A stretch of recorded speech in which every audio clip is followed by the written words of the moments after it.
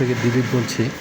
দেখুন, আজ আপনাদের একটা জিনিস দেখাবো, যেটা ডেকোবন অরেঞ্জ, মানে বিখ্যাত একটা কমলা লেবু, যেটা হচ্ছে জাপানের একটা জাত। শুনেছি নাকি একটা কমলা লেবুর দাম 500-600 টাকা। তো এর একটা চারা আমি লাগিয়েছিলাম। তো দেখছি, এই দেখেন চারাটাতে ফুল এসছে। এটা 12 মাস হয়।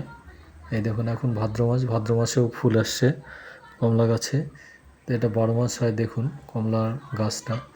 তো শুনেছি এটা খুব দামি কমলা এবং 12 মাস হয়।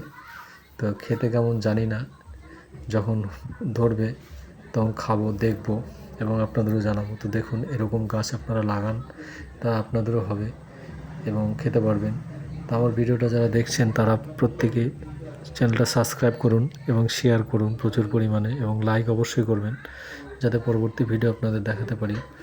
এবং দেখুন, এইভাবে প্রত্যেকে গাছ করুন, তাহলে আপনাদেরও বাড়িতে এরকম ফলের গাছ হবে। এমন কিছু না করা, গাছটাকে টপে রেখেছি কারণ দেখবো ফল কেমন হয়, তারপরে মাটিতে লাগাবো। শুনেছি তো খুব ভালো নাকি, বিখ্যাত কমলা, জাপানি কমলা, বিখ্যাত কমলা ডেকোবন বলে। তো দেখা যাক কীরকম হয়। এই ভাদ্র মাসে দুটো ফুল এসছে, তার মানে অসময়ে ফুল আসার অর্থই হচ্ছে 12 মাস। এটাকে 12 মাসই হয় বলেই জানি। তো যাই হোক, নতুন জাত কেমন হয় জানাবো আপনাদের। নমস্কার, সবাই ভালো থাকবেন।